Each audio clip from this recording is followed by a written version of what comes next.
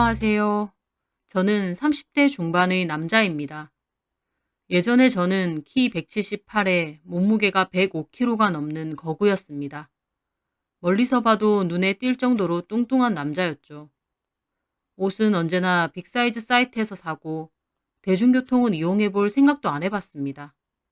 몸이 뚱뚱하다 보니 냄새도 더 날까 싶어 아침 저녁으로 씻어도 땀이라도 좀 난다 싶으면 더 의기소침해지고 몸을 웅크리게 되더군요. 소화비만으로 시작해서 저는 늘 뚱뚱했습니다. 뚱뚱하지 않은 적이 없는 사람이었죠.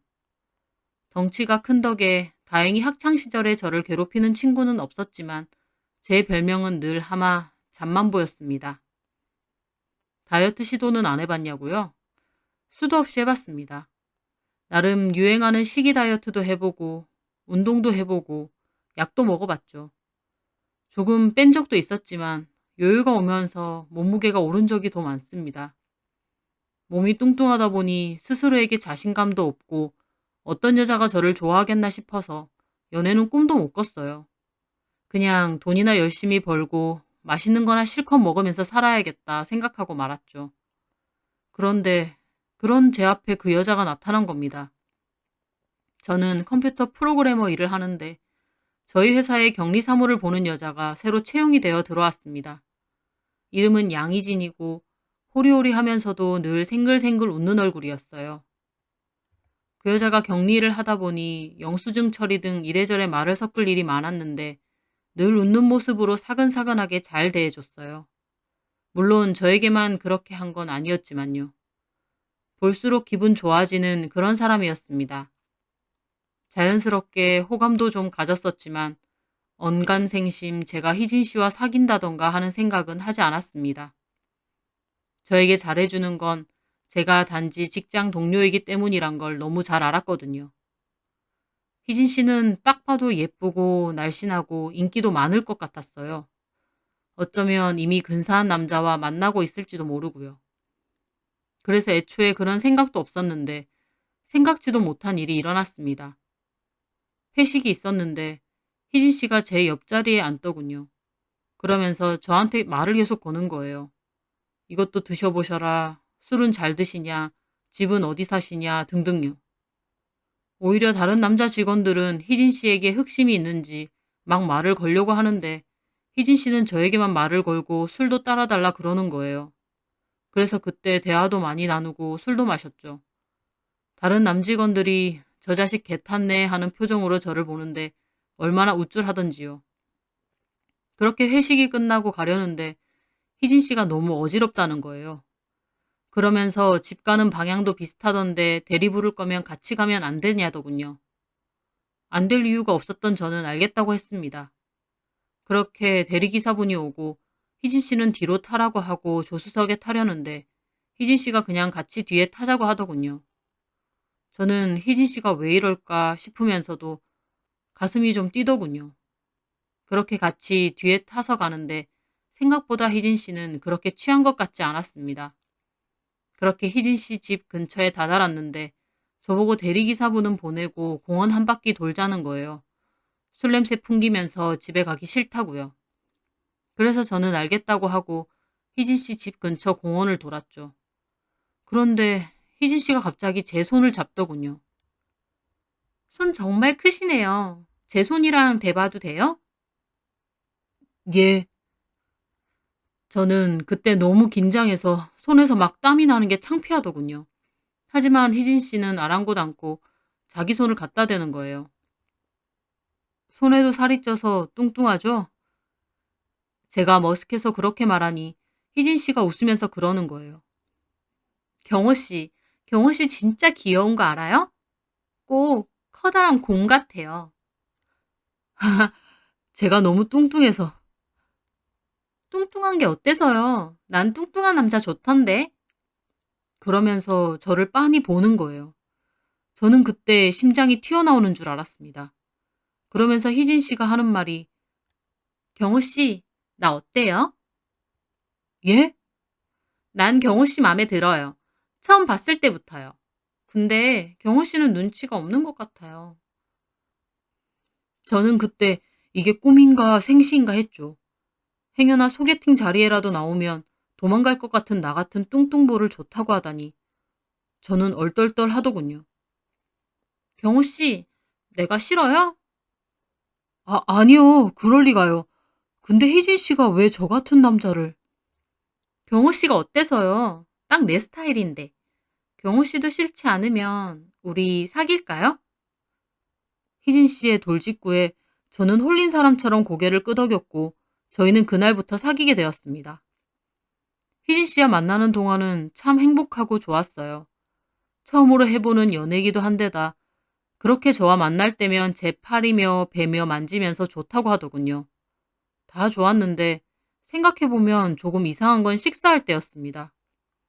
같이 밥을 먹으러 가면 과할 정도로 식사를 많이 시키는 거예요. 제가 물론 많이 먹는 것도 있지만 저도 데이트다 보니 적당히만 먹고 싶은데 둘이 가면 두세 개만 시켜도 될 것을 대여섯 개의 음식은 시키는 겁니다. 제가 왜 이렇게 많이 시키냐니까 자기는 제가 잘 먹는 모습이 너무 좋대요. 근데 웃긴 게 자기는 안 먹습니다. 앞접시에 새모이만큼 덜어서 깨작거리면서 저한테는 남기지 말고 다 먹으라고 합니다. 음식 남기, 음식 남기면 벌 받는다고요. 저도 먹는 거 좋아하지만 매번 그렇게 많은 음식을 먹으려 하니 거북하고 힘들 때가 많았어요. 하지만 제가 배부르다고 이제 못 먹겠다고 하면 엄청 실망하는 표정을 지으면서 자기를 위해 더 먹어달라고 하더군요. 그래서 저는 그 여자와 연애 기간 동안 원래도 뚱뚱했는데 거기서 살이 10kg가량이 더 찔 정도였습니다. 지금 생각해보면 정말 이상한 상황인데 그때는 희진 씨가 너무 좋고 실망시키고 싶지 않아서 하라는 대로 했었어요. 하지만 제가 살이 갈수록 더 찌니 주변에서는 걱정하는 말이 많았죠. 건강에 이상이 생긴 거 아니냐, 이러다 큰일 난다 등등. 저도 살이 점점 더 찌니까 몸이 정말 안 좋아지는 게 느껴졌어요. 늘 더부룩하고 자주 어지럽고요. 하지만 그럴수록 희진 씨는 저에게 너무 보기 좋다고 사랑스럽다고 하더군요. 또 자기는 제가 살집이 많아서 잠자리를 가질 때도 더 좋다고 하고요. 그래서 저는 제 몸이 망가지는 줄 알면서도 그렇게 계속 먹고 살이 쪄갔습니다. 그러다 저희는 결혼을 약속했어요. 둘 다 나이도 있고 희진 씨를 너무 사랑해서 결혼도 하고 싶더라고요. 그래서 희진 씨에게 프로포즈를 했고 희진 씨도 승낙을 했습니다. 그렇게 결혼 준비를 시작하려고 할 때였어요. 제가 그때쯤 시야가 자꾸 흐려지고 심하게 어지럽더라고요. 갈증도 심해지고요. 문제가 있다 싶어 병원을 갔고 결국 당뇨 판정을 받았습니다. 당하혈 색소 10일에 혈당 400대로 입원한 후 인슐린 치료받아야 된다고 하더군요.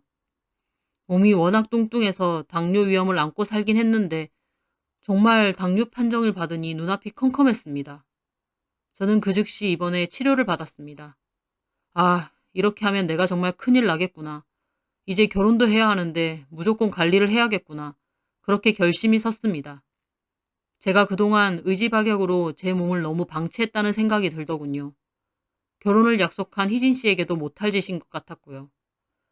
그렇게 저는 치료를 받으면서 식단 조절하고 운동도 무리 가지 않는 선에서 걷는 운동으로 조금씩 늘려갔습니다. 퇴원 후에도 계속 식이 조절과 운동을 병행했고요. 당뇨가 얼마나 무서운 건지 저도 잘 알고 있었기에 이참에 살도 빼고 관리도 좀 해야겠다 마음을 제대로 먹었죠. 희진 씨도 제 얘기를 듣고 옆에서 응원하겠다고 하더군요. 그렇게 저는 회사에 도시락까지 싸들고 다니며 식단 관리를 했습니다. 일의 특성상 하루 종일 앉아있는 일이 잦았는데 예전에는 달달한 커피를 줄창 마시며 하루 종일 앉아 있었다면 이제는 단 커피 같은 건 당연히 끊고 물을 마시면서 틈틈이 스트레칭도 하고 퇴근 후에는 운동도 1시간 이상 꾸준히 했습니다. 처음엔 몸이 너무 무거워 가볍게 걷기 운동만 하다가 살이 조금씩 빠지면서 간단한 근력 운동도 병행을 했어요. 그렇게 식단과 운동을 병행하다 보니 3달 만에 당화혈도 5.7로 떨어지고 살도 많이 빠지고 훨씬 좋아졌습니다. 늘 피곤하고 골골댔었는데 확실히 몸도 가볍고 운동을 꾸준히 해서인지 체력도 좋아지더군요. 그리고 살도 점점 빠지니 제 스스로도 자신감이 생기고요. 다 좋았습니다. 다만 한 가지 빼고요. 바로 희진 씨였습니다. 제가 처음 당뇨 판정 받았을 땐 저를 많이 걱정하고 제가 관리하는 걸 응원했었거든요. 그런데 제가 살도 점점 빠지고 건강해질수록 희진 씨는 점점 저에게 거리를 두려고 하는 거예요. 제가 일 끝나고 운동 가려고 하면 운동 안 가면 안 되냐, 자기랑 놀면 안 되냐 자꾸 꼬시고 제가 운동 갔다 와서 보자고 하면 싫다고 하고요. 음식도 제가 조절해서 먹는데 자꾸만 떡볶이 먹고 싶다고 하고 짜장면 땡기지 않냐고 하고요. 처음엔 당뇨의 위험성을 잘 몰라서 그러나 보다 싶어 제가 관련 자료도 많이 보여줬습니다.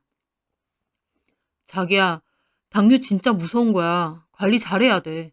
자기랑 결혼해서 행복하게 잘 살려면 나 진짜 이 약 물고 관리해야 된단 말이야. 그렇지. 그렇긴 한데 자기가 맨날 이런 것만 먹고 운동만 하면 삶에 낙이 없잖아. 아니야. 막상 마음 잡고 식단 관리하니까 오히려 너무 단 거, 자극적인 거 안 땡겨. 당이 당을 더 부른다고 야채 많이 먹고 하니까 그런 게 더 맛있고. 그래? 잘 됐네. 아이러니하게도 제가 살을 빼고 건강해져 갈수록 저에 대한 희진 씨의 애정은 없어지더군요. 결혼 준비에 대한 얘기를 해도 시큰둥하고요. 그때는 내가 뭘 잘못했나, 내가 몸 관리한다고 너무 무신경했나 정도로만 생각해서 더 잘하려고 했습니다. 그런데 그게 아니더군요. 결혼 준비도 다시 해야 되고 약속을 잡으려고 해도 자꾸만 이 핑계 저 핑계를 대며 미루는 겁니다. 저도 뭔가 이상하다는 느낌은 들었습니다. 그러다가 결국 그 장면을 보게 되었습니다. 주말에 제가 결혼식장 보러 가자고 했더니 몸이 안 좋아서 쉰다고 하더군요. 저는 알겠다고 했는데 걱정이 돼서 죽을 사들고 희진 씨 집 근처로 가게 되었어요. 집 근처에 차를 대놓고 전화를 했는데 전화를 안 받는 거예요. 많이 아픈가 싶어서 죽만 주고 가야겠다 생각하던 차에 갑자기 대문을 열고 희진 씨가 나오더군요. 전혀 아픈 사람 같지가 않았습니다. 화장도 곱게 하고 머리도 세팅이 다 되어 있고 원피스도 입고 있더군요. 저는 뭐지? 싶어 보는데 그 앞에 차 한 대가 서고 거기에 타는 거예요. 뭔가 있다 싶은 저는 따라가야겠다는 생각이 들어 약간의 거리를 두고 그 차를 따라갔습니다. 그렇게 차는 얼마 가지 않아 한 음식점 주차장에 멈췄어요. 저는 근방에 임시 정차를 해놓고 몰래 지켜보고 있었는데 운전석에서 한 남자가 내려서 희진 씨와 다정하게 안으로 들어가는 거예요. 정말 충격이었습니다. 저한테 아프다고 해놓고 다른 남자를 만났으니까요. 그런데 제가 더 충격이었던 건 뭔 줄 아세요? 그 남자가 정말 뚱뚱했던 겁니다. 예전에 저보다 더요. 유명한 타이어 캐릭터처럼 뚱뚱한 남자가 희진 씨와 음식점 안으로 들어가는 거예요. 저도 주차를 해놓고 그 음식점 안으로 들어갔어요. 직원분이 안내를 해준다 했는데 저는 일부러 희진 씨 근처 자리를 가리키며 저기 앉겠다고 했죠. 그리고 슬금슬금 몰래 그 두 사람을 보고 있으니 희진 씨와 그 남자 서로 엄청 다정하더군요. 그 두 사람은 마주 앉지 않고 옆자리에 나란히 앉았어요. 저랑도 그렇게 자주 했거든요. 그러면서 그 남자 팔이며 배며 만지는 거예요. 저한테 했던 것처럼요. 저는 아무거나 대충 시키고 계속 훔쳐봤습니다. 역시나 희진 씨와 그 남자가 앉아있는 테이블에는 많은 음식이 오더군요. 희진 씨는 역시나 앞접시에 조금 덜어서 먹고 그 남자는 그 많은 음식을 입이 미어 터져라 먹는 겁니다. 그 모습을 보는 희진 씨의 사랑스러운 얼굴을 보는 순간 저는 이상하게 몸에서 소름이 돋더군요. 분노보다는 이상하게 소름이 돋는 거예요. 저는 떨리는 손으로 희진 씨에게 전화를 걸었는데 폰을 쓱 보더니 그냥 거절을 누르고는 그 남자만 하염없이 보더라고요. 저는 더 이상 못 참고 그 테이블로 다가갔어요. 제가 옆에 우뚝 서자 희진 씨는 놀라더군요. 그 남자도 입이 미어 터져라 먹다가 저를 보고 눈을 꿈뻑이고요. 경우 씨, 여기 어떡해? 아프다며? 제 말에 희진 씨는 막 눈알을 굴리더군요. 그 남자는 음식을 억지로 삼키고 저에게 물었어요. 누구세요? 저는 그 남자를 가만히 쳐다봤습니다. 마치 몇 개월 전 제 모습을 보는 것 같았어요. 누구야? 남자는 이번에 희진 씨에게 묻더군요. 희진 씨는 제 팔을 확 잡아 끌고는 밖으로 나갔습니다. 밖으로 나온 저는 따졌어요. 저 남자 누구야? 바람 피는 거야, 지금? 희진 씨는 짜증스러운 얼굴로 그냥 한숨만 푹푹 내쉬더군요. 나 지금 좀 혼란스러운데, 바람 피는 것도 피는 건데, 저 남자도 나만큼 뚱뚱하네? 이거 우연이야? 제 말에 희진 씨는 고개를 끄덕였습니다. 응, 우연이야. 그게 말이 돼? 너 뭐야 도대체? 뭐가? 너 혹시 뭐 뚱뚱한 남자만 좋아하고 그런 거 있어? 제 말에 희진 씨는 노골적으로 비웃더군요. 그런 게 어딨어? 그런 게 어딨긴. 그럼 이게 우연이란 말이야? 내가 뚱뚱할 땐 나 좋다더니 내가 살 빼고 관리하니까 시큰둥해졌다가 저런 남자랑 바람을 핀다고? 그게 왜? 내 취향이야. 그래, 나 바람 핀 거 맞아. 저 남자가 좋아. 그러니까 우린 그만하자. 왜 좋은데? 저 남자가 뚱뚱해서? 제가 그렇게 말하니까 갑자기 소리를 거기서 지르는 거예요. 아, 짜증나게 하지 말고 그만하자고. 진작 마음 떴는데 말 못한 건 내가 미안해. 질척거리지 말고 끝내자. 나 자기 이제 별로야. 사실 별로인 거 꽤 됐어. 언제 말해야 되나 타이밍만 봤어. 차라리 잘 됐네. 우리 그만하자. 저는 그 순간 이 사람이 내가 아는 사람이 맞나 싶었어요. 그렇게 생글생글 잘 웃고 말도 조근조근 다정하던 그 여자가 갑자기 악다구니를 쓰며 그만 만나자고 하는 거예요. 처음 본 표정을 지으면서요. 순간 바람을 누가 폈나 싶더라고요. 그렇게 제가 놀라서 벙쪄 있는 동안 희진 씨는 다시 가게 안으로 들어갔어요. 저도 너무 얼떨떨해서 따질 생각도 못하고 그대로 운전하고 집으로 돌아왔습니다. 그리고 집에서 가만 생각을 정리하니 너무 열받는 거예요. 바람은 자기가 펴놓고 걸리니 일방적으로 깨지자 어쩌자 뻔뻔하게 나오는 게요. 그래서 그날 밤 제가 전화를 했죠. 몇 통이나 안 받다가 받더군요. 야, 내가 아까 너무 황당해서 그냥 왔는데 너 지금 뭐 하는 거야? 우리 결혼까지 약속했던 사이야.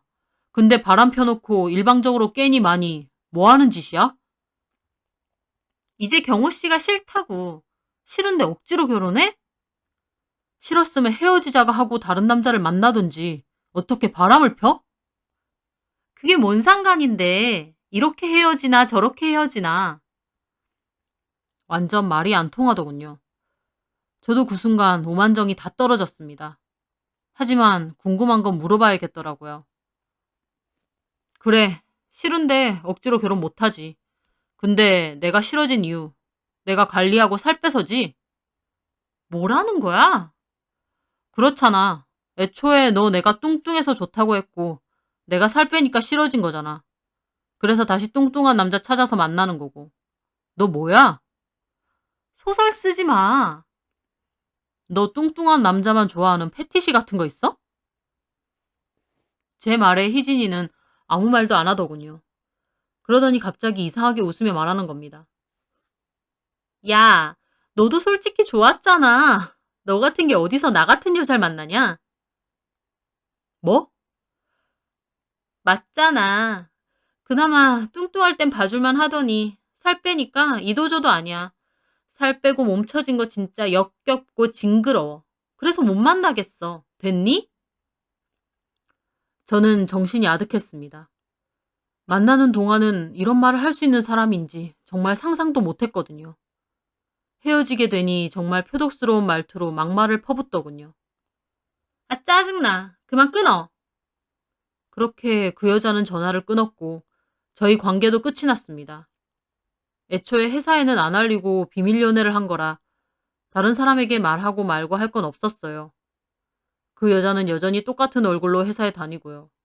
다만 저를 대할 때만 엄청 차갑고 냉랭하게 대하더군요. 그 속에서 저만 속 터지고 저만 열불이 났습니다.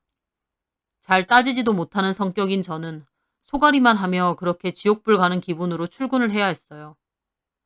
제가 너무 열불이 터져 친구에게 이런 얘기를 했습니다.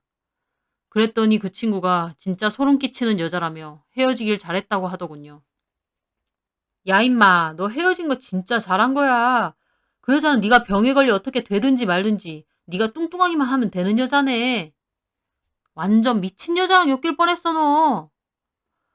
하, 그런 여자일 줄은 상상도 못 했는데. 야, 그렇게 생각할 필요 없어. 너 조상이 도운 거야. 그런 도라이 같은 여자랑 결혼이라도 했어봐라. 악착같이 너 더 살 더 찌우려고 혈안이 돼 있을 텐데. 그런 여자가 네가 당뇨이든 말든 신경이나 썼겠냐? 차라리 잘 된 거라고 생각해. 저도 친구 말을 듣고 보니 차라리 결혼 전에 알게 된 게 다행이다 싶더군요. 제가 당뇨인데도 저한테 떡볶이나 짜장면 먹자고 말하고 운동도 못 가게 막던 것도 생각나고요. 그런 생각을 다 떠올리니 소름이 다 돋았습니다. 그 여자는 다행히 얼마 지나지 않아 퇴사를 했습니다. 말로는 결혼 준비한다고 했다던데 아마 그때 만나던 남자와 결혼 준비를 하는 걸지도 모르고 어쩌면 다른 남자가 있을지도 모르는 일이고요. 물론 누가 됐든 그 여자 옆에 있는 남자는 뚱뚱하겠죠. 저는 여전히 식단도 하고 운동도 꾸준히 하며 관리를 하고 있습니다. 훨씬 몸도 많이 좋아졌고요. 제 스스로도 자신감이 생기니 친구가 괜찮은 사람이 있다며 소개팅도 시켜준다더군요. 이상한 여자를 만나 이상한 경험을 하기도 했지만 또 그걸 계기로 제 건강도 신경 쓰고 관리도 하니 차라리 잘 됐다고도 생각합니다. 앞으로도 꾸준히 관리하고 제 몸 아껴주며 잘 살고 싶네요. 제 사연 들어주셔서 감사합니다.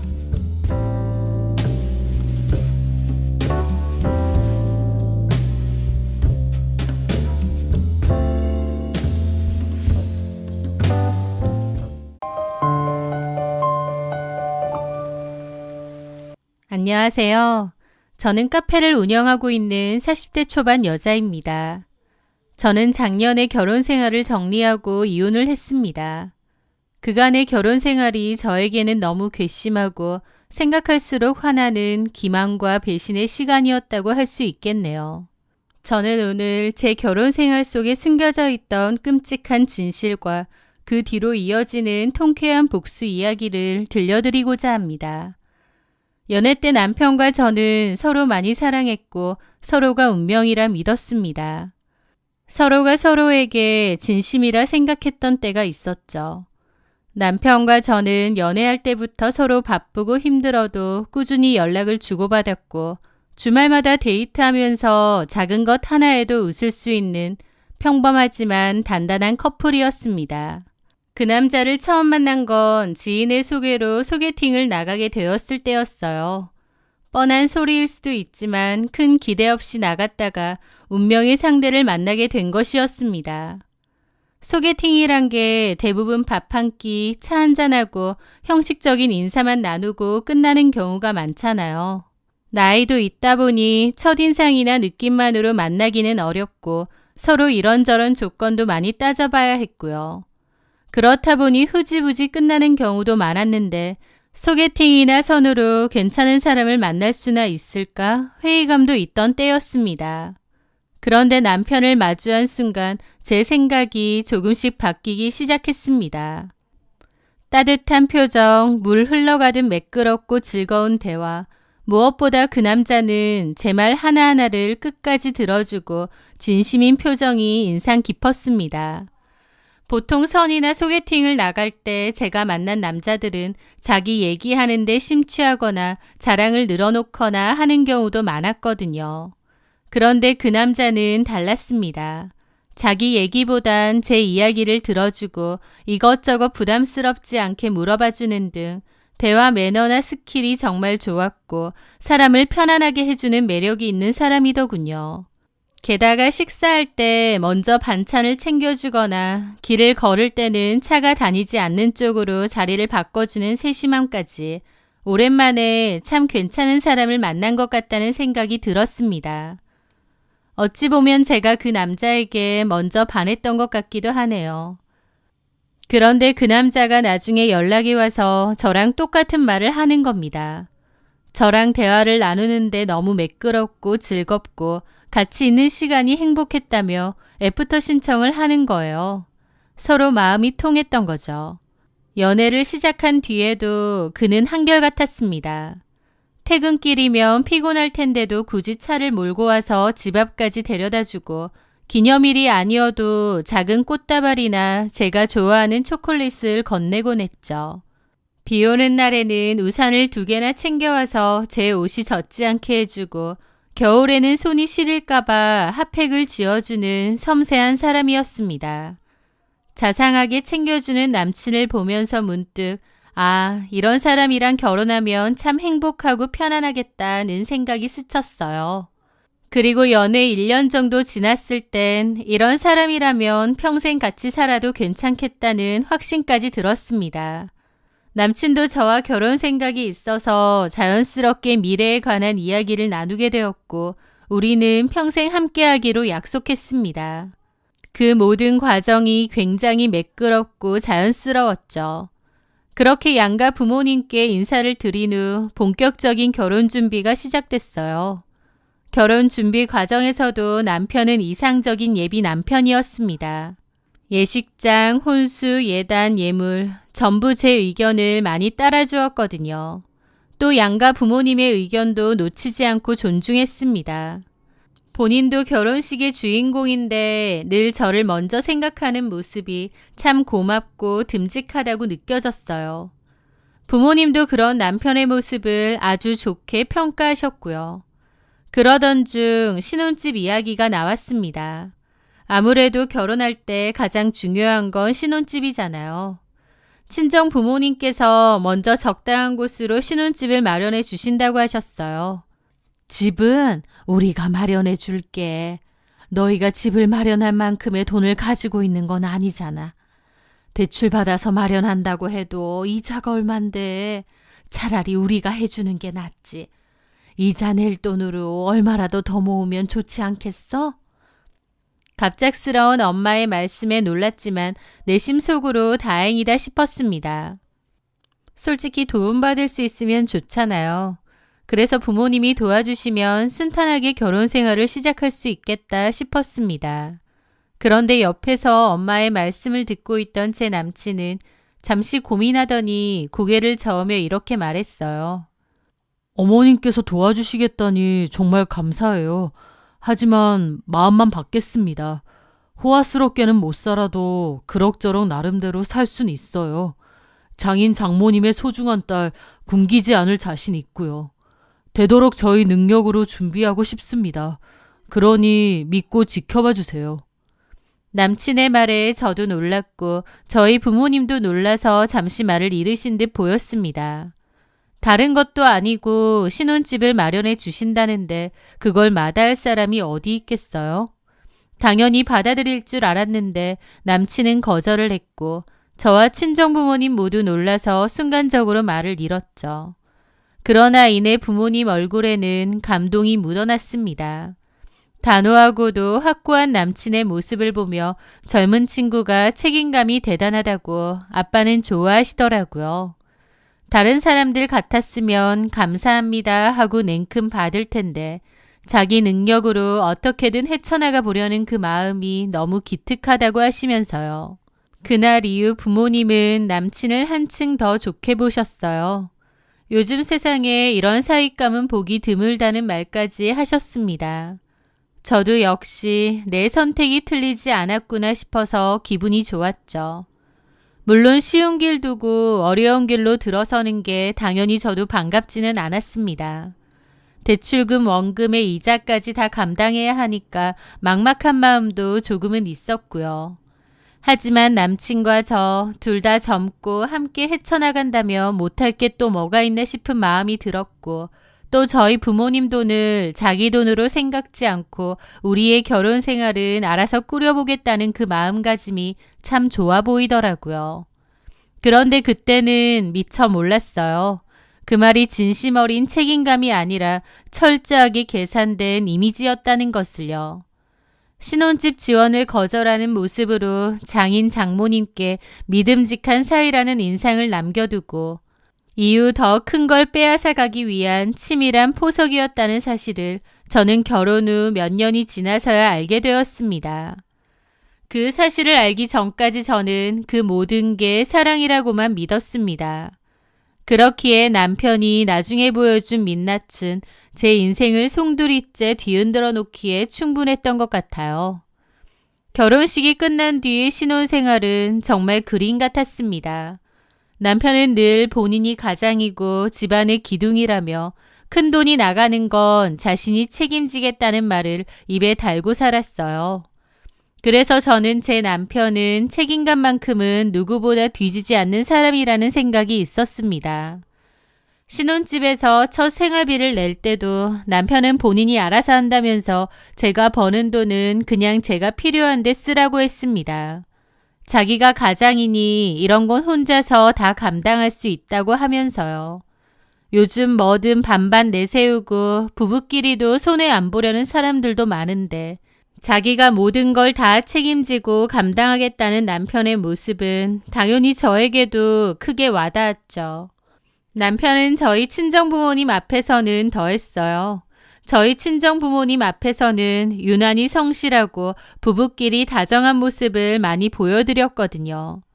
명절이면 한 번도 빠짐없이 직접 선물을 고르고 손편지까지 써서 부모님께 드렸어요. 솔직히 이런 사이가 어디 있나 싶고 그 마음과 정성이 참 고맙다 싶었죠. 당연히 저희 친정 부모님도 그런 사회를 좋게 평가하셨고요.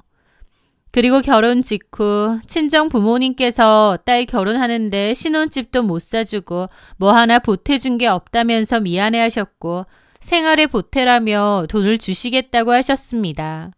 하지만 남편은 그것마저도 단번에 거절하면서 사랑하는 아내를 이렇게 잘 키워주신 것만으로도 감사하다고 금전적으로 뭔가 해주실 필요는 없다고 했죠. 그런 일들이 반복되면서 저희 남편은 책임감 있는 사위라는 이미지가 굳어졌습니다. 또 남편의 직업이 투자 전문가이다 보니 부모님은 더욱 그를 신뢰했고 일도 야무지게 잘할 것 같다고 하셨죠.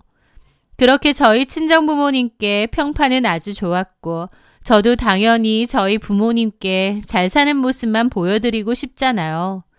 그래서 남편의 그런 좋은 평판을 유지하고 싶은 마음도 있었어요.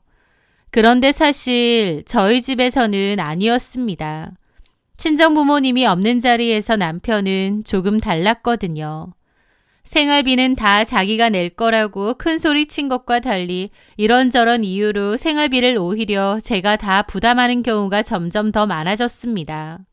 누가 쓰느냐가 중요하다기보다 남편이 큰 소리 탕탕 치는 말과 다른 행동을 보인다는 게 제 입장에선 좀 그랬죠. 결혼 초반까지만 해도 남편이 생활비를 다 댄다고 했기 때문에 제가 미안한 마음에 제 카드 하나를 남편 지갑에 넣어뒀거든요. 혹시 돈 모자라거나 하면 제 카드 쓰라고요. 남편은 극구 사양했지만 제가 필요할 때 쓰라고 넣어둔 건데 결혼하고 초반 1년 남짓까지는 그 카드에 아예 손도 안 댔습니다. 그런데 어느 순간부터 제 카드를 서서히 쓰기 시작하더라고요. 쓰라고 준 거니까 초반엔 별 생각 없었고 또 남편 혼자 생활비를 다 부담했으니까 좀 써도 괜찮았습니다. 아무 생각 없었죠. 그런데 그렇게 몇 년 살다 보니까 남편의 지출이 점차 커지는 거예요. 그것도 제 카드로요. 가전제품, 가구 등 큼직큼직한 걸 사는데도 제 걸 쓰고 나중에는 생활비나 식료품까지 자잘한 것도 제 카드로 쓰는 일이 많아졌습니다. 그러다 보니 나중엔 남편보다 제가 생활비를 내는 비중이 더 커진 거죠. 물론 같이 생활하는데 쓰이는 비용이니 알아도 별말 안 했습니다. 그런데 어느 순간 제 카드 사용 내역서에서 출처를 알 수 없는 결제건들이 늘어나기 시작하는 거예요. 그 내역이라는 게 고급 레스토랑이나 호텔바 그리고 명품 매장 이름도 찍혀 있는 겁니다. 당연히 저랑 같이 간 곳은 아니었고요. 나중에는 자기 카드보다 제 카드를 더 쓰는 것 같았고 호텔바나 레스토랑 이런 건 와이프 입장에서 너무 찝찝하더라고요. 저는 이걸 말을 할까 말까 계속 참다가 결국 폭발하고 말았습니다. 그때까진 남편이 자존심 상할까봐 말 안 하려고 했는데 왜 이런 것까지 제 카드로 충당하는지 모르겠더라고요. 금액도 너무 크고요. 퇴근 후 남편이 들어오자마자 저는 명세서를 펼쳐서 식탁에 올려놨습니다. 여보, 이게 다 뭐야? 내 카드를 이렇게 쓴 거 당신 맞아? 아, 그거 내가 잠깐 필요해서 쓴 거야. 곧 해결할 거니까 걱정 안 해도 돼. 필요해서 쓴 거라니?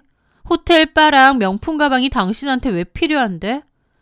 저의 물음에 남편은 당황스러운 표정을 지으며 뒷머리를 긁적이더니 필요해서 사용한 거다. 다 쓸만해서 그런 거다라는 이야기만 반복하는 겁니다.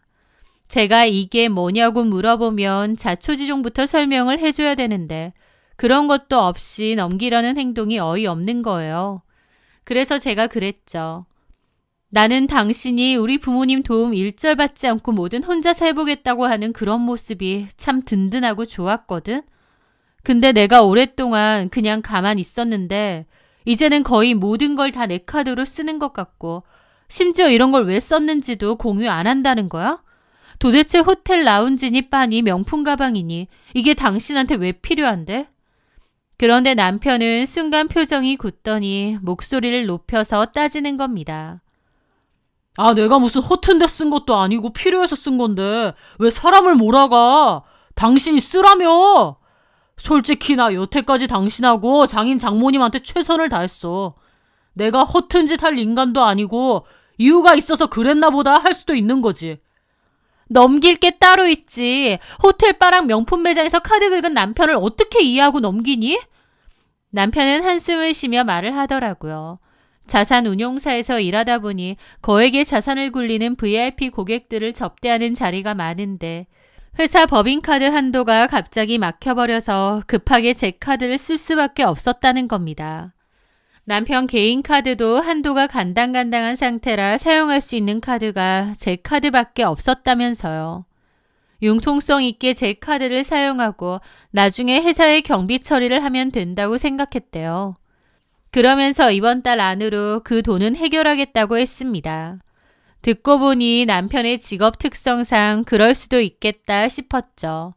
그런데 참 이상했어요. 남편의 말을 듣고 그렇구나 하고 고개를 끄덕였지만 이상하게 속에선 뭔가 걸리는 느낌이 들었거든요. 뭔가 남편이 이 상황을 모면하려고 적당히 둘러댄다는 느낌을 지울 수가 없었습니다. 겉으로는 이해하는 척했지만 속으로는 찜찜하게 그날의 이야기는 마무리됐어요. 그리고 남편이 하도 그런 일로 자존심 상해하고 속상해하길래 저도 더 이상 물고 늘어지면 큰 싸움이 될 것 같아서 그냥 넘겼습니다. 남편과 카드 사용 문제로 크게 싸운 뒤 우리 사이에는 눈에 보이지 않는 벽이 생겼습니다. 예전에는 이야기도 잘 나누고 함께 식탁에 마주보고 앉아서 밥도 먹곤 했지만 예전처럼 마음이 편하지 않은 거예요. 남편의 그런 모습을 보니 자연스레 돈 문제나 카드 사용에 관한 이야기는 눈치가 보이고 안 하게 되더라고요. 어쨌든 남편과 제 사이는 그 일을 계기로 미묘하게 틀어졌고 사이가 좀 냉랭해졌습니다. 저는 이렇게 계속 살 수 없으니 먼저 좀 풀어야겠다 싶었습니다. 그 무렵 남편은 회사에서 중요한 프로젝트를 진행 중이라 매일같이 야근을 하고 있었어요. 늦은 밤까지 퇴근도 못하고 고생하는 남편을 생각하니 안쓰럽기도 해서 야식을 준비해서 회사로 찾아가기로 했습니다.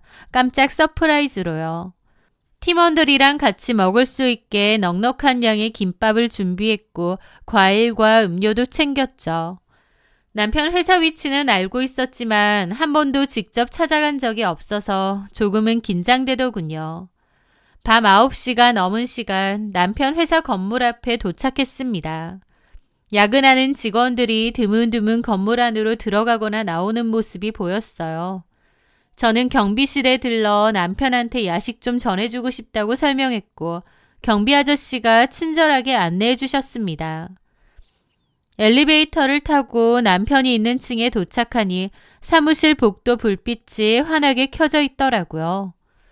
유리문 너머로 몇몇 직원들이 모여있는 그림자가 보였고 저는 혹시라도 방해가 될까봐 최대한 소리를 내지 않고 조심스레 문을 열고 안으로 들어가려는데 그 순간 제 발걸음을 멈추게 하는 목소리가 들려왔습니다. 어디선가 낯익은 남편의 목소리가 들리더라고요. 남편은 복도 한켠의 의자에서 동료랑 커피를 마시며 얘기를 하고 있는 듯 했습니다. 그런데 그 대화가 충격적이더라고요. 결혼하기 전부터지. 딱 보니까 돈 좀 있는 집안 같더라고. 그래서 좀 알아보니까 와이프가 무남동료 외동딸이야. 장인장모 앞으로 상가 건물이 하나 있는데 완전 노른자 땅이라 월세가 진짜 쏠쏠해. 위치 알지? 이야, 거기 진짜 알토란인데 유동인구도 많고. 나도 그런 데서 가게 하나 하고 싶은데 너 와이프 잘 물었다. 니네 장인어른한테 잘 얘기해서 나 거기 임대 자리 좀 봐줘. 나중에 그거 내가 먹어야지. 네가 어떻게 먹어? 내가 결혼 전부터 쫙 빌드업 하고 있잖아. 지금 몇 년째 믿음직한 사이 코스프레 하고 있는 줄 아냐? 그 집에 아들도 없고 딸내미 하나 있는데 결국 누구한테 의지하겠냐고. 아, 네가 그걸 노리고 결혼을 했다 이거야? 그래. 몇 년간 책임감 있고 성실한 사위인 척 열심히 연기하고 있다. 우리 사이 없으면 안 된다는 말이 나오게. 몇 년 안에 상속세나 증여세 문제 때문에라도 아내한테 건물을 증여하게 될 텐데 그럼 상의는 누구랑 하겠어? 당연히 나랑 하겠지. 그때 아내 명의로 건물 이전할 때 세금 얘기하면서 나한테도 같이 넘길 수 있게 내가 양념 잘 쳐놔야지. 그리고 건물명이 넘어오면 소송 걸어서 내 목 딱 챙기고 이혼하면 끝나는 거지. 너 이혼하게? 야, 지긋지긋해서 살기 싫어. 게다가 요즘 들어서는 카드 쓴 거 가지고 잔소리를 해대는데 연기하는 것도 지긋지긋하고 귀찮아 죽겠다. 돈 있는 집 딸이면 좀 팍팍 쓰게 해주면 좋은데 얼마나 쪼잔백인지. 더럽고 치사하고. 전에 미나한테 가방 사준 것도 내가 깜빡하고 와이프 카드 썼거든? 그거 가지고 난리치는 거 내가 적당히 변명으로 무마했잖아. 미나라면 네가 자주 가는 그 노래주점 여종업원? 그래. 그깟 돈 명품 가지고 와이프 잔소리하는 거 듣기 싫고 내 돈으로 떵떵거리며 살아야지. 이야, 부럽다 진짜. 나도 너처럼 그렇게 떨어질 콩고물이라도 있었으면 좋겠다. 둘의 대화를 듣고 있는 제 심장은 요동쳤고 귀에서 뜨거운 피가 솟구치는 것만 같았습니다. 내 목 딱 챙기고 이혼하면 끝나는 거지. 그 말이 제 가슴을 마구 찌르는 것 같았죠. 제가 듣고 있는 줄 꿈에도 모르는 남편은 계속 헛소리 하더라고요. 자기는 한 여자만 보고 사는 건 죽어도 못하는데 그놈의 건물이 뭐라고 저랑 결혼해서 가면 쓰고 이 지긋지긋한 생활을 유지하고 있는 거라면서 건물만 받으면 바로 이혼할 거라고 여자들 만나면서 자유롭게 살 거래요. 몇 년간 믿고 사랑했던 사람이 이렇게 뻔뻔하게 나와 내 가족을 등쳐먹을 생각을 하고 있었다니. 그 모든 책임감 있는 말과 신뢰받는 사위의 모습도 다 연기였다니. 제 손이 덜덜 떨렸습니다. 마음 같아서는 지금 당장 뛰어들어서 그게 무슨 소리냐고 소리치고 싶었지만 꾹 참았습니다. 머릿속이 복잡하게 돌아가다가 어느 순간 이성적인 결론을 내렸어요. 또렷한 하나의 생각이 딱 중심에 자리 잡더라고요. 그게 뭐냐고요? 바로 이혼과 복수였습니다. 그리고 남편이 원하는 대로 건물이고 뭐고 절대로 그의 손에 들어가게 두지 않겠다고 마음속으로 다짐했던 거죠. 너무 놀라긴 했지만 그래도 한편으론 하늘이 도왔다고 생각했습니다. 친정 부모님의 건물이 하마터면 남편한테 넘어갈 뻔한 건데 제가 공교롭게 그 속내를 듣게 되었잖아요. 아무것도 모르고 당할 뻔하다가 그 시커먼 꿍꿍이를 미리 알게 됐으니 어쩌면 잘된 일이라 생각됐던 거죠. 저는 조용히 발걸음을 돌려 회사 건물을 빠져나왔습니다. 집으로 돌아가는 내내 회사에서 들은 대화가 머릿속을 떠나지 않았습니다. 남편의 목소리, 동료의 비웃음, 그리고 건물만 받으면 이혼이라는 결정적인 한마디. 그날 밤 저는 단 한숨도 자지 못했어요. 이 결혼이 다 계획된 사기극이었다면 나도 그에 상응하는 대가를 치르게 해야겠다고 결심했죠. 그리고 그 후로 저는 조용히 움직였습니다. 남편이 제 카드로 사용한 거래 내역과 공동으로 관리하는 통장을 살펴보며 증거로 남길 수 있는 건 남기고 정리할 건 정리하고자 했어요. 또 부모님께 직접 알리기 전에 변호사 상담부터 받았는데 문제는 증거였어요. 남편이 친정 부모님의 건물을 노리고 저와 결혼했다는 결정적인 증거가 없었습니다. 증거가 없다면 만들어야만 했고 계속 고민을 하게 되었죠. 남편은 평소처럼 대했습니다. 얼굴을 마주보기 참으로 힘들었지만 남편이 내게 그러하듯 저도 다정하고 착한 아내인 척 연기를 했습니다. 그리고 어떻게 증거를 잡을 수 있을까 고민 끝에 남편의 동료에게 연락해 몰래 찾아갔습니다. 남편 몰래 난데없이 제가 연락해서 찾아가자 회사 동료는 무척이나 당황스러운 것 같더라고요. 저는 당신과 내 남편이 나눈 대화를 다 들었다고 이야기했습니다. 동료는 몹시 놀라고 당황해하면서 미안하다고 하더라고요. 저는 남편의 회사 동료에게 그때 했던 말에 관해서 뭐라 할 생각 없고 남편 몰래 남편이 계획한 내용에 대한 증거만 얻으면 된다고 했습니다. 그 동료는 미안한데 자기는 이 일과 상관이 없다고 발을 빼겠다고 하더라고요. 그래서 저는 미리 준비해 간 것을 꺼냈습니다. 그건 바로 현찰과 가게 계약서였죠. 이게 뭐죠? 남편 통해서 성민 씨 얘기 종종 들었어요. 회사 그만두고 가게 하고 싶어 하신다고. 이 정도 돈이면 가게 리모델링 하는데 문제 없을 거예요. 그리고 임대계약서에 서명만 하시면 이 건물의 이 자리도 이용하실 수 있어요. 아시다시피 저희 부모님 상가 건물 인기 많은 거 아시죠? 보증금 필요 없고 월세도 1년간 안 받을게요. 어때요? 남편 말로 그 동료는 승진에도 누락이 많이 되고 회사 생활도 힘들어해서 회사 생활 정리하고 자신만의 가게를 하나 차리고 싶어 한 지 꽤 됐다고 했거든요. 가게를 차릴 수 있게 도와주겠다고 했더니 회사 동료의 눈동자가 심하게 흔들리는 겁니다. 그러더니 잠시 후 알겠다고 제가 원하는 대로 하겠다고 했습니다. 회사 동료는 저와 계획한 대로 남편에게 일부러 우리 친정 부모님의 건물을 이야기하면서 다시 한번 계획적으로 결혼한 것이라는 내용의 대화를 나누었고 그걸 녹음해서 제게 넘기겠다고 했습니다. 이혼할 때 증인으로 나서줄 것도 약속했고요.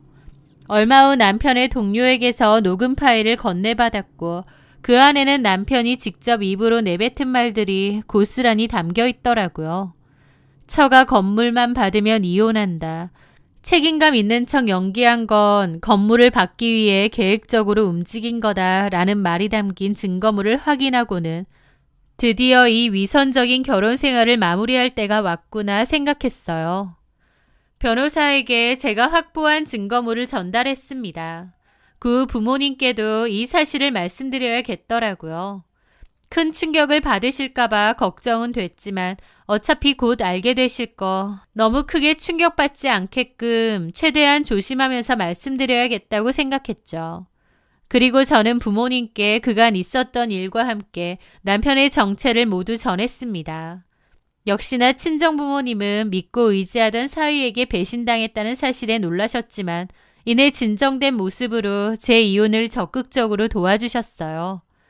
물론 그 과정에서 부모님을 지켜보며 죄송스러운 마음을 지울 수는 없었습니다. 비록 제 잘못은 아니지만 그래도 이런 일을 겪게 해드려서 참 죄송하더라고요. 저는 남편에게도 통보를 하고 시부모님께도 다 알려야겠더군요. 그래서 일부러 친정부모님, 시부모님까지 모두 모시는 자리를 마련했습니다.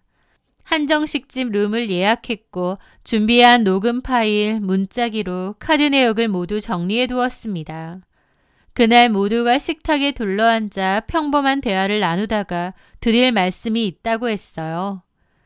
그리고 태연하게 가방에서 작은 녹음기를 꺼내 테이블 중앙에 올려놓았습니다. 그리고 재생 버튼을 눌렀죠. 잠시 후 정적이 흐르는 방 안에 남편의 목소리가 선명하게 울려 퍼졌습니다.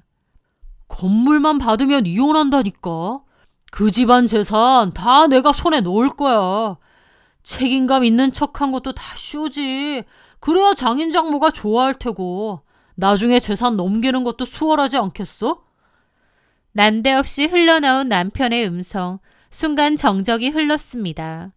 모두의 시선이 테이블 중앙의 작은 녹음기로 향했고 동시에 남편에게로 쏠렸습니다. 시부모님은 얼굴이 굳었고 친정부모님은 분노와 허탈감이 뒤섞인 눈빛으로 남편을 바라봤습니다. 남편은 얼굴이 하얗게 질리며 더듬거리기 시작했습니다. 이게 어떻게 된 일인지 주변을 두리번거리고 몹시 당황스러워했죠. 저는 그런 남편에게 말했습니다. 밤늦게까지 야근하며 고생하는 널 위해 야식을 챙겨갔다가 회사 동료와 나누는 대화를 듣게 되었다고요. 남편은 더듬거리며 변명을 하더라고요. 그건 농담이었어. 진심 아니야. 그냥 동료랑 농담처럼 주고받은 말이야. 믿어줘. 남편은 진심이 아니었다고 저와 모두에게 해명했지만 반응은 싸늘하기만 했습니다. 남편의 변명이 전혀 통하지 않았어요. 누가 농담을 그렇게 구체적으로 하나요? 친정부모님은 계속해서 괘씸하게 쳐다보셨고 시부모님은 죄인처럼 아무런 말씀이 없으셨죠. 그리고 내 카드 쓰는 것도 회사 접대 때문에 어쩔 수 없었던 게 아니라 내 카드로 흥청망청 논다고 쓴 거 다 안다는 말도 했습니다. 여자 나오는 술집도 다니고 거기서 지명으로 만나는 여자도 있다는 얘기도요. 남편은 안절부절 못하더니 결국 고개를 들지 못했습니다. 저는 곧이어 미리 준비한 이혼 서류를 내밀었어요. 그리고 양가 부모님이 계신 자리에서 차분히 선언했죠. 더 이상 이런 인간과 같이 살 수 없다고요. 계산으로 시작한 결혼이니 나도 계산기 다 두드려서 받아낼 거 받아내고 끝내겠다고 했어요. 시부모님은 말을 잇지 못하셨고 친정부모님은 제 손을 꼭 잡아주셨습니다. 처음 만났을 땐 세상에서 가장 따뜻하고 책임감 있는 남자인 줄 알았던 남편. 하지만 그 모든 건 저희 부모님 돈을 노린 철저히 계산된 행동이었죠. 제 카드를 몰래 쓰며 회사 핑계를 대고 동료 앞에서는 건물만 받으면 이혼한다며 비웃던 남편. 남편은 죄인처럼 고개를 숙였고 저는 담담하게 이 결혼의 종지부를 찍었습니다. 이혼 판결은 제게 유리하게 났습니다. 남편은 재산 분할은커녕 저에게 위자료까지 물어줘야 했고 저희 회사에도 이혼 사유에 대해 알렸습니다. 남편은 자기 직업을 이용해 처가 재산을 뺏으려는 목적도 있었기에 이 일이 문제가 되어 자산 운용사에서도 신뢰를 잃고 잘리게 되었습니다. 돈 욕심 부리며 가면을 쓰고 연기하던 남편은 결국 그렇게 내쫓기게 된 거죠. 저는 이혼 후 부모님의 응원 속에 새 출발을 할 수 있었습니다. 상처는 깊었지만 저를 속이고 이용하던 사람을 끊어냈다는 사실만으로도 마음은 한결 가벼웠어요. 결혼은 단순히 좋은 사람처럼 보이는 겉모습이나 번지르르한 말을 보는 게 아니라 그 사람의 진심을 읽어야 한다는 것을 이제는 알 것 같아요. 사랑이라 믿었던 것이 거짓이었다는 사실은 아프지만 그 덕분에 저는 더 단단해졌다고 믿고 싶습니다. 그럼 지금까지 저의 긴 사연을 들어주셔서 감사합니다.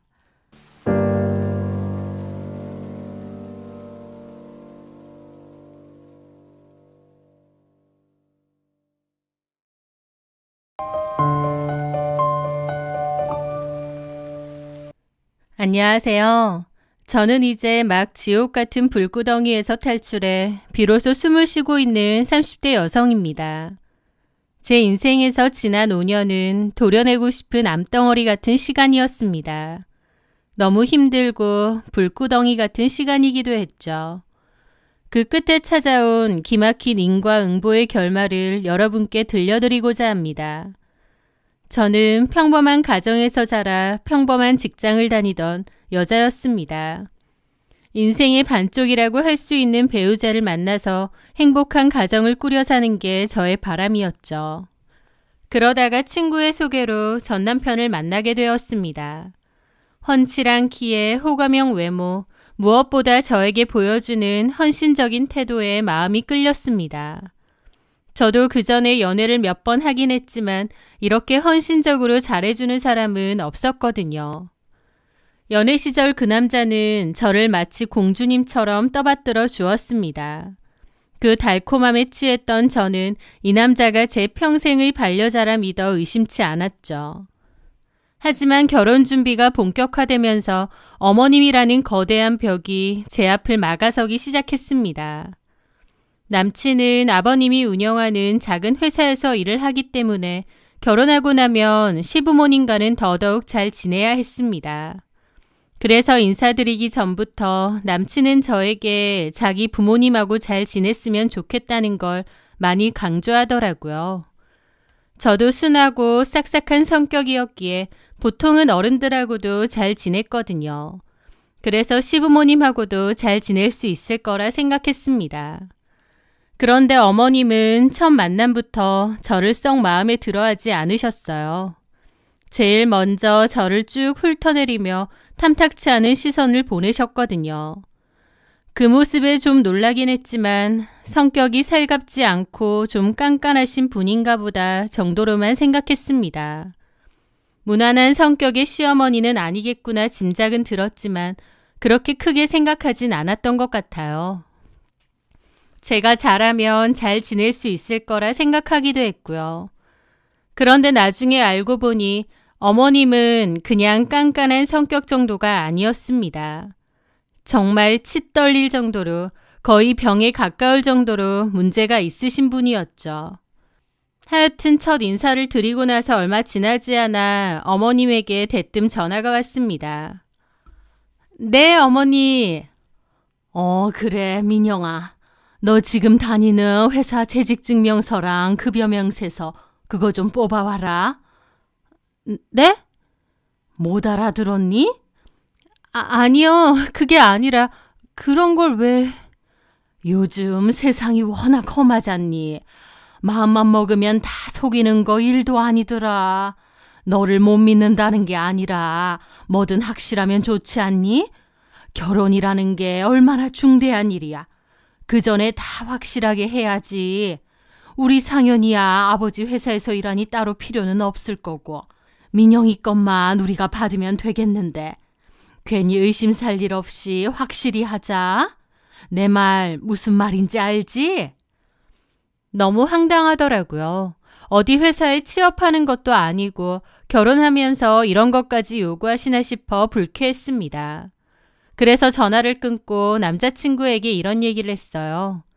그런데 남자친구도 대수롭지 않게 말하더라고요. 자기가 좀 놀랐겠네. 근데 너무 크게 생각할 필요 없어. 우리 엄마가 엄청 꼼꼼하고 조심성이 많으시거든. 사기 결혼 같은 흉흉한 뉴스를 많이 보셔서 겁이 나시나 봐. 아무리 그래도 어려운 거 아니니까 그냥 좋은 마음으로 해줘. 엄마가 확인해야 마음이 놓을 것 같다고 하니까. 그리고 엄마 얘기 들어보니까 결혼 전에 이렇게 확인하는 사람들 많대. 심지어 졸업증명서에 산부인과 진료기록까지 떼는 사람도 있다더라. 그거에 비하면 이 정도는 해줄 수 있지, 자기야. 그러면서 웃으며 저를 설득하더라고요. 그렇게 가볍게 말하니 저도 그런가 싶기도 했습니다. 또 사랑하는 남자의 부탁이고 어려운 건 아니니 그냥 해드려야겠다 싶었어요. 어머님 말 맞다나 확실해서 나쁠 건 없지 하면서요. 하지만 몰랐습니다. 그게 시어머니의 의심병의 시작이라는 것을요. 그렇게 재직증명서를 드렸는데 며칠 뒤 제가 다니는 회사 로비에 어머님이 갑자기 오신 거예요.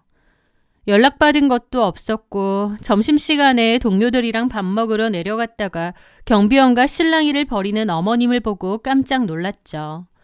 알고 보니 어머님은 제가 진짜 이 회사 직원이 맞는지 직접 눈으로 확인하러 오신 거예요. 제가 분명 재직증명서도 드렸건만 그럼에도 확인을 하러 오신 거였습니다. 주변 동료들도 어리둥절하게 보고 창피함에 얼굴이 터질 것 같더군요. 하지만 저는 꾹 참고 일단 어머님을 모시고 나와 진정시켜 드렸습니다. 어머니, 여긴 어쩐 일로? 어머님은 저를 위아래로 훑어보시더라고요. 그러더니 제 목에 걸린 사원증도 보셨죠. 맞네. 예? 아니, 재직증명서 그런 건 요즘 젊은 사람들은 컴퓨터로 금방 만든다고 하더라고. 그래서 내가 직접 확인하는 게 아무래도 제일 확실하니까.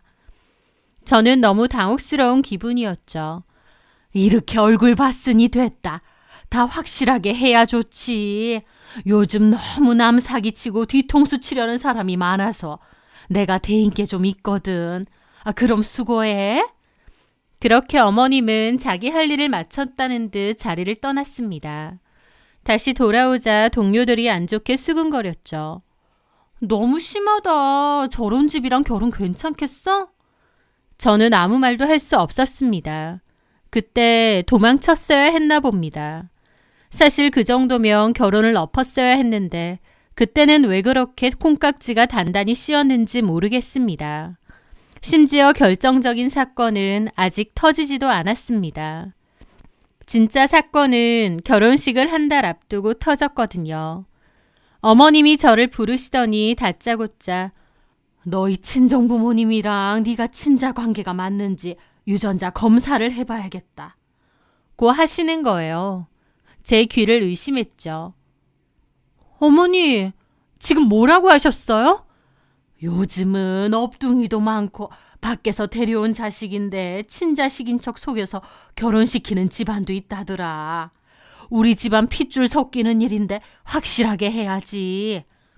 라고 말씀하셨습니다. 너무나 모욕적이고 황당해서 눈물이 쏟아졌습니다. 저번에 회사에 찾아오신 것까진 참았지만 이건 도저히 못 참겠더라고요. 저는 남자친구에게 결혼 없자고 했습니다. 어머님 해도 너무하신 것 같다고요. 나에 대한 사람에 대한 신원 확인하는 것까진 참겠지만 우리 부모님까지 거론하는 건 도저히 못 참겠다고요. 제가 파혼 얘기를 하자 남친은 무릎까지 꿇으며 빌었습니다. 자기야, 한 번만 참아줘. 우리 엄마가 마음에 병이 있어서 그래. 엄마가 불안증도 좀 심하고 의심병도 좀 있거든. 새로운 가족을 받아들이는 일이다 보니 좀 심하게 구시는 것 같은데 결혼하고 나면 이런 일 없을 거야. 더 이상 확인할 것도 없을 거고. 내가 아빠 회사에서 일하는 거 알잖아. 아빠도 내가 자식이니까 월급도 잘 챙겨주고 우리 결혼한다고 도움도 엄청 많이 주시는 거 알지? 어쨌든 나는 앞으로도 엄마 아빠랑 둥글게 잘 지내야 된단 말이야. 우리 엄마한테 조금만 맞춰주면 내가 평생 자기한테 잘할게. 어? 남친이 그렇게 사정을 하니 저도 마음이 흔들렸습니다. 그게 말도 안 되는 소리라는 걸 잘 알면서도 저도 여전히 남친을 좋아했기에 그냥 모르는 척 믿어버렸던 것 같기도 하고요.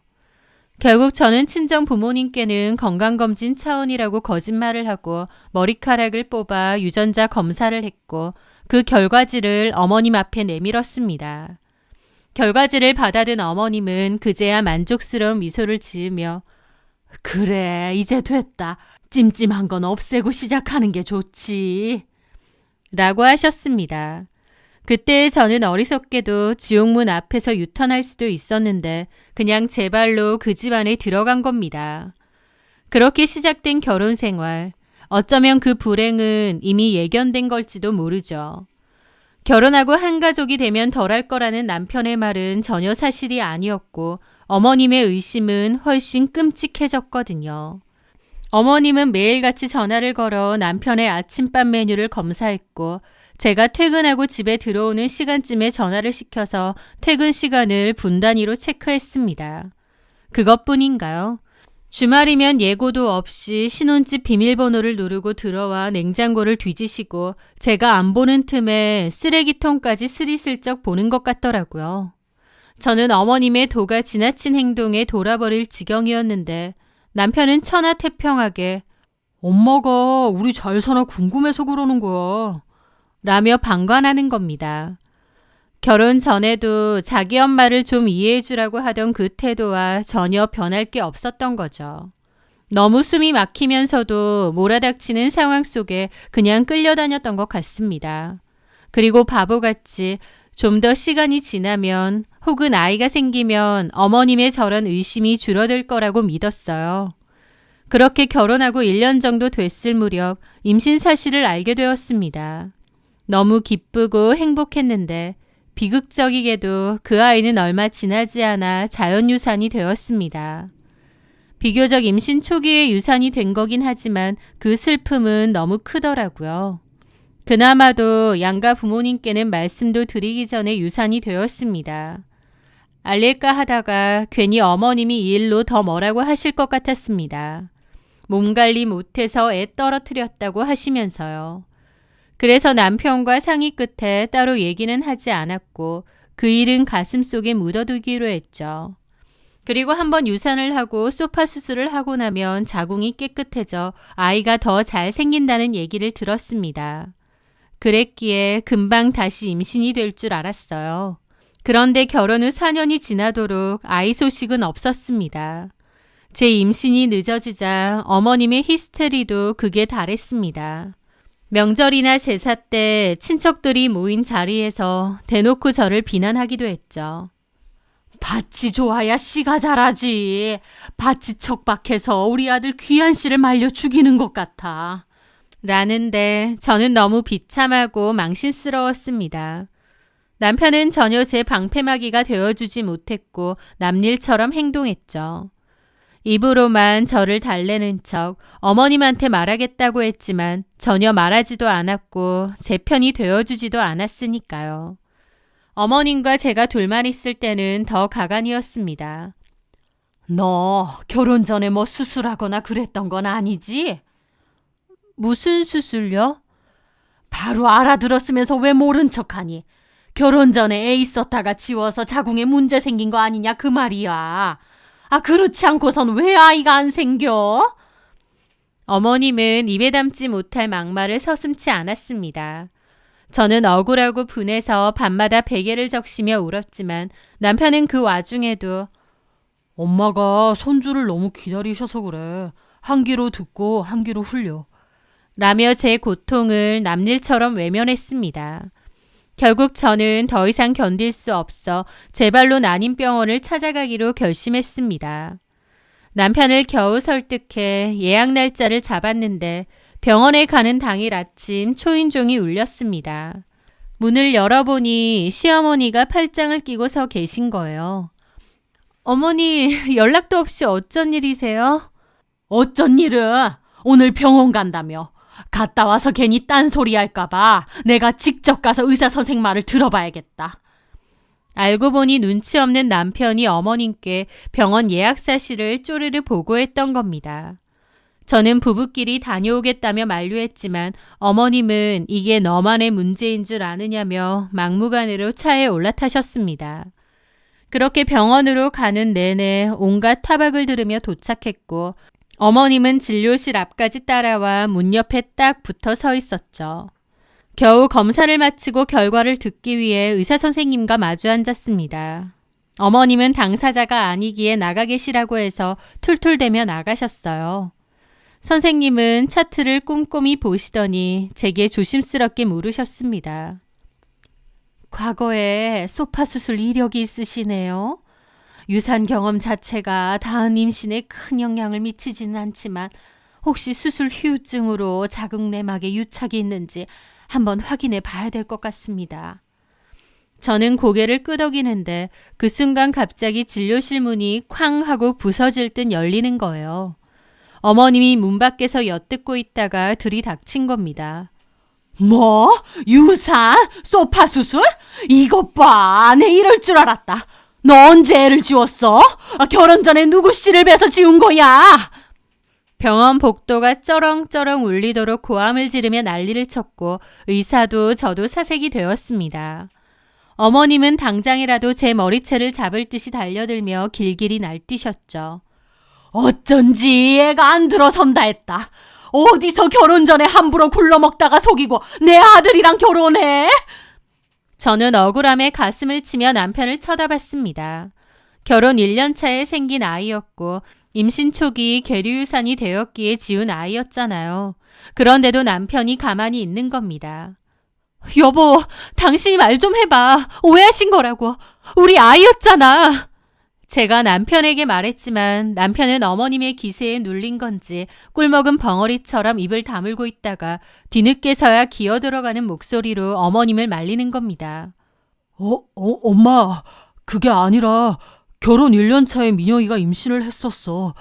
그런데 유산이 되었고 그때 소파 수술을 받았었어. 하지만 이미 이성을 잃은 어머님의 귀에는 아무것도 들리지 않는 것 같았습니다. 거짓말 마라. 네가 인형 감싸주려고 거짓말하는 거 내가 모를 줄 알아? 설령 결혼하고 수술했다는데 그의 친자 확인도 안 해봤을 거 아니냐? 진짜 그때의 어머님은 미친 사람 같았습니다. 어머님은 병원 로비 한복판에서 저를 바람 피워서 임신하고 애 지운 년으로 몰아세우며 온갖 저주를 퍼부었습니다. 그때의 사건은 저에게 너무 큰 충격과 트라우마로 남았죠. 그 일로 인해 이건 정말 아니다 싶었고 이혼을 결심했습니다. 그리고 얼마 뒤 남편에게 이혼을 통보했죠. 어머님은 제정신이 아니라고, 나는 도저히 이렇겐 더 못 살겠다고요. 하지만 남편은 제 바지가랑이를 잡고 매달렸습니다. 여보, 내가 잘못했어. 엄마가 노망이 나셨나 봐. 내가 엄마랑 연을 끊더라도 당신이랑 살 거야. 그러니까 제발 나 버리지 마. 평소 우유부단하던 남편이었는데 제가 진짜 이혼이라도 하겠다고 하니 부모와 연을 끊겠다는 말까지 하는 겁니다. 그렇게 매달리는 모습에 저는 바보같이 또 한 번 그를 믿기로 했고요. 하지만 어머님의 저 발작적인 의심이 언제 사라질지 모르니 살얼음판 같은 기분이었죠. 그래도 남편은 한동안은 노력을 열심히 하더군요. 퇴근도 일찍 하고 주말이면 저를 데리고 교회로 나가 바람도 쐬어주며 노력하는 모습을 보였습니다. 어머님은 유별나지만 그래도 남편이 노력하니 이해하자 그렇게 생각했는데 그런 것들도 나중에 보니 다 말도 안 되는 연극이었더군요. 얼마 뒤였습니다. 주말이었고 남편은 늦게까지 잠을 자고 있었죠. 저는 혼자서 마트에 다녀오려 했는데 제 차 라이트가 나갔다는 생각이 들어서 별 생각 없이 남편 차를 빌려 탔습니다. 그렇게 아파트 단지 안에서 잠시 정차하고 신호를 기다리고 있는데 갑자기 쿵 하는 소리가 들리는 거예요. 이게 뭐지 싶어서 주변을 둘러봤는데 무슨 일인지 딱히 모르겠는 겁니다. 가만 보니 한 무리의 아이들이 지나가고 있긴 했는데 처음엔 제가 그 아이들 중 하나를 친 줄 알고 너무 놀랐어요. 그런데 보니까 아니더라고요. 그럼 그 소리는 뭐지 싶어서 마트에 가지 않고 일단 차를 한 곳에 정차했습니다. 그리고 블랙박스를 확인해 보니 그 무리 중 한 아이가 제 차 뒤로 지나가면서 손바닥으로 보닛을 쾅 친 모양이었어요. 장난을 친 모양이었죠. 좀 황당한 기분이 들었습니다. 그렇게 잠시 이런저런 블랙박스 화면을 보다가 무심코 며칠 전 영상 하나를 누르게 되었습니다. 의도해서 본 건 아니었는데 지금 생각해보니 뭐에 홀린 듯 본 것 같기도 해요. 그런데 그 블랙박스 음성에서는 뜻밖의 목소리가 들리는 겁니다. 남편이 스피커폰으로 차 안에서 통화를 한 것 같았죠. 자기야, 오늘 우리 재영이 병원 가야 되는 거 알지? 애교 섞인 낯선 여자의 목소리였습니다. 우리 재영이? 병원? 이게 무슨 소리지? 이 여잔 누구지? 싶었죠. 아빠가 당연히 가야지. 재영이한테 좀만 기다리라 그래. 병원 갔다가 맛있는 거 사 먹자. 자기 먹고 싶은 걸로. 자기, 재영이, 아빠. 이게 도대체 무슨 소리인지 저는 떨리는 손으로 다른 날짜의 영상들도 하나하나 확인했습니다. 그 속에는 제가 모르는 남편의 또 다른 세상이 담겨 있더군요. 남편은 아까 그 목소리의 여자와 차 안에서 통화를 자주 하는 듯 했습니다. 오늘 와이프 늦게 들어오니까 자고 갈게. 우리 셋이 이번 주말에 캠핑 갈까? 재영이 동생 만들어줘야 하는데 등등 행복에 겨운 대화를 나누고 있는 겁니다. 그 목소리를 듣는데 하늘이 무너지는 것 같았어요. 아이가 생기지 않아 그토록 고통받던 저를 두고 남편은 밖에서 다른 여자와 살림을 차리고 아이까지 낳아 기르고 있었던 겁니다. 시어머니가 저를 애 못 낳는 년이라며 구박하고 제 과거를 의심하고 병원에서 그 색 난리를 쳤는데 알고 보니 정작 딴짓은 어머님 아들이 하고 있었던 거예요. 그것도 그냥 바람인가요? 무려 혼외자까지 있는 거였습니다. 그 사실에 피가 거꾸로 솟았습니다. 저는 당장 블랙박스 메모리 카드를 빼서 가방에 넣었죠. 그리고 곧장 변호사 사무실을 찾아가 이 모든 일에 대해 상담을 했어요. 말을 하는데 너무 기가 막혀 눈물까지 막 쏟아지더라고요. 결혼 생활 동안 시어머니의 끝없는 의심과 행패, 남편의 방관, 심지어 최근에 병원에서 있었던 일도 충격인데 남편이 2집 살림의 아들까지 있다니 정말 제정신일 수가 없을 정도였습니다. 변호사도 저의 엄청난 사연에 놀란 눈치더라고요. 그렇게 곧바로 상담을 하고 이혼 소송도 하기로 했습니다. 2집 살림을 하고 그 사이에 아이까지 있다는데 당연히 이혼을 해야 했죠. 저는 남편에게도 이혼을 통보했습니다. 2집 살림 한다는 거 다 안다고. 너랑 상간녀 절대 가만두지 않을 거라고요. 남편은 이번에도 이혼하지 말자고 빌었지만 제가 모든 걸 다 알았기에 이번엔 저를 붙잡지 않았습니다. 다만 지도 조용히 법적으로 대응하려고 준비를 하는 것 같더라고요. 참 끝까지 치졸한 인간이었죠. 그렇게 저는 그 집에서 나왔고 이혼 소송을 시작했습니다. 어차피 소송이라는 게 변호사가 알아서 한다고는 하지만 당사자 입장에선 정말 피가 마르고 힘든 일이더군요. 내가 뭘 잘못해서 이런 일을 당해야 되나 그 생각만 하면 미쳐버릴 것 같은 겁니다. 잠도 오지 않고 너무 괴로웠죠. 누구에게라도 털어놓지 않으면 우울증이라도 걸릴 것 같았던 저는 평소 친남매처럼 친하게 지내던 사촌 오빠에게 연락해 고민을 상담했습니다. 사실 그 사촌 오빠도 이혼을 한 경험이 있었기에 오빠의 조언이 저에게 더 도움이 되지 않을까 싶기도 했거든요. 제가 저의 지금 상황에 대해서 간략하게 말하자 오빠도 경악하면서 만나자고 하더라고요. 그렇게 한 카페에서 오빠를 만났는데 얼굴을 보자마자 눈물이 나는 겁니다. 그래서 자리에 앉자마자 펑펑 울었고 오빠는 속상해하며 저를 위로해 주었죠. 민영아, 괜찮아. 나도 이혼해봤고 그때 당시엔 진짜 힘들었거든. 근데 시간 지나면 다 괜찮고 아무렇지 않아지게 돼. 너무 속상해하고 마음 애명글명 끌지 마. 이러면 너만 손해야. 이럴 때일수록 마음 단단히 먹어야 돼. 소송도 좀 가벼운 마음으로 임해야 스트레스도 없고 결과도 좋다. 근데 그게 안 돼. 내가 그런 결혼을 왜 했을까? 분명 힌트가 있었는데 내가 왜 바보같이 결혼을 했을까 싶고 내가 너무 한심해. 아우, 그런 생각하지 말라니까. 이혼하고 싶어서 결혼한 사람이 세상에 어디 있겠냐. 네 딴에는 최서방이 괜찮아 보였으니까 결혼을 한 거겠지.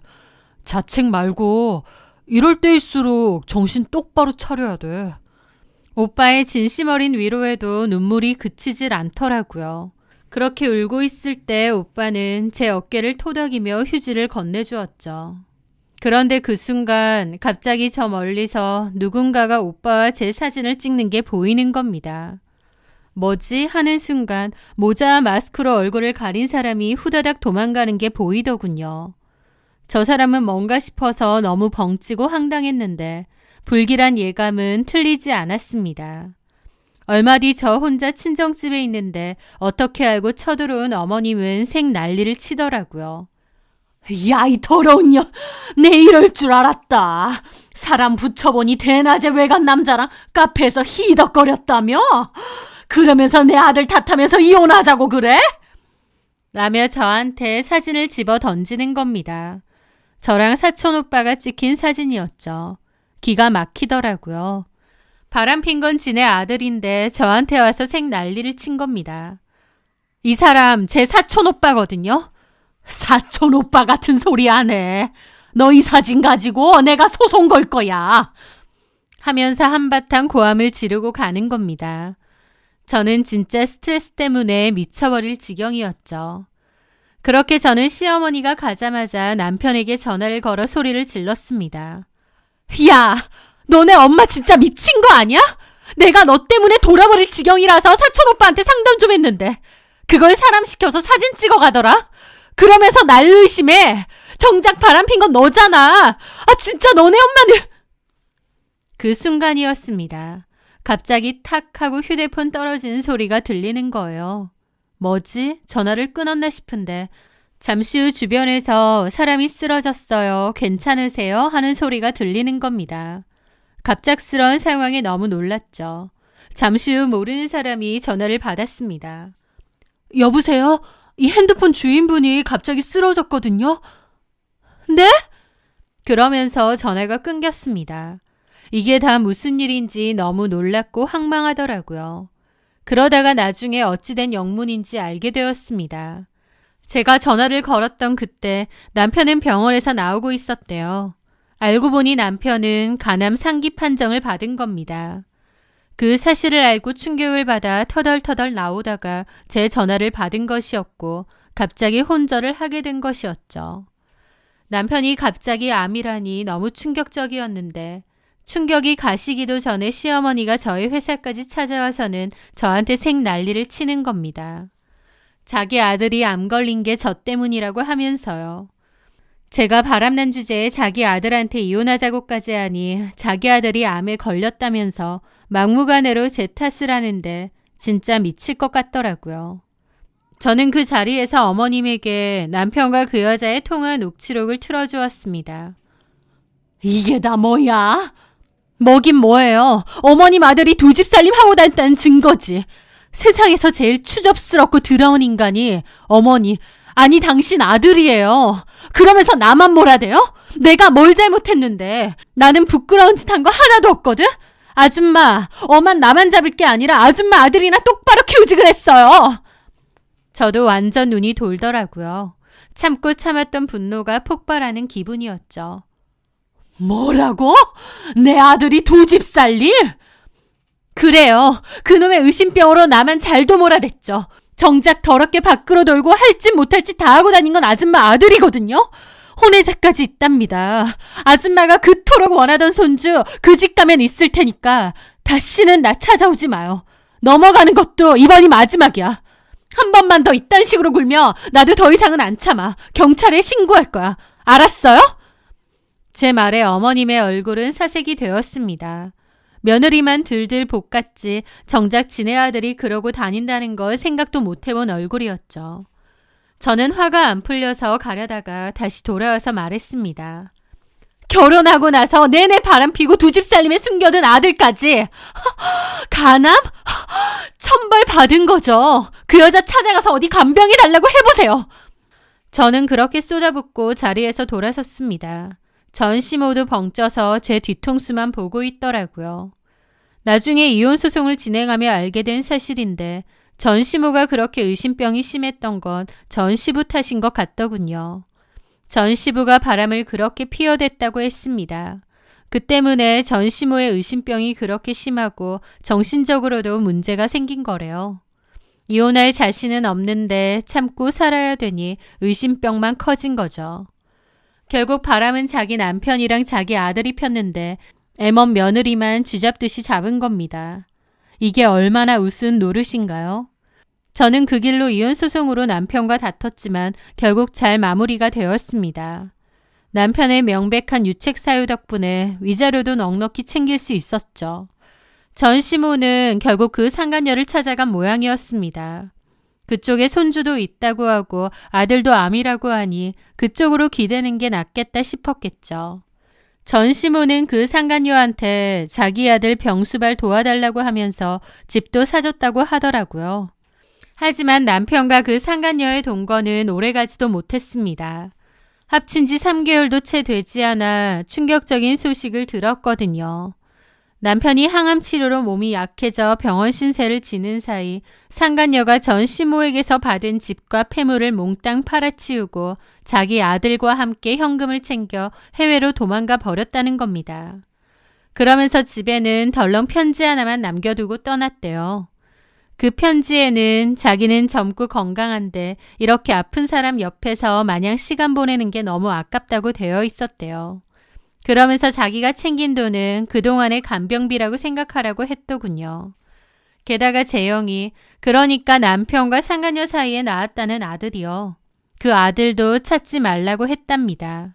사실 남편의 아이도 아니고 애 아빠는 따로 있다면서요. 그 기막힌 편지 한 장을 남겨둔 채 돈만 챙기고 야반도주하듯 도망갔던 겁니다.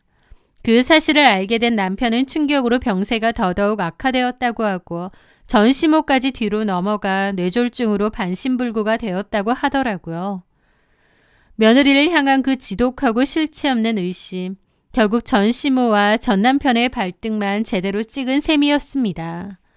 저는 이제 지긋지긋했던 시댁의 그늘에서 벗어나 완벽한 자유를 되찾았습니다. 이혼 후 회사에 다니면서 평범하게 지내고 있어요. 주말에는 등산도 가고 운동도 하고 마음에 맞는 친구들과 여행도 다니며 오롯이 저를 위한 삶을 살고 있죠. 제 지난 결혼 생활을 떠올려 보면 시어머니의 의심과 가스라이팅, 남편의 무심함 속에서 참 혼자 힘들고 불안하게 살았던 것 같습니다. 지금 이렇게 자유롭고 편안하게 지내다 보니 그때가 전생처럼 느껴질 때도 가끔 있어요.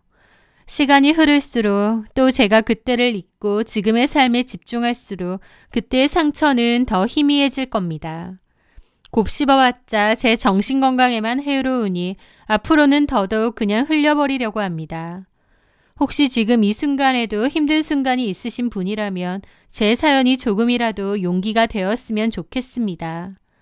터널 끝에는 언제나 빛이 있고 모든 힘든 일이 지나면 언젠가 그냥 그랬구나 하면서 흘려보내는 날도 다가오니까요. 제 긴 이야기를 들어주셔서 감사합니다.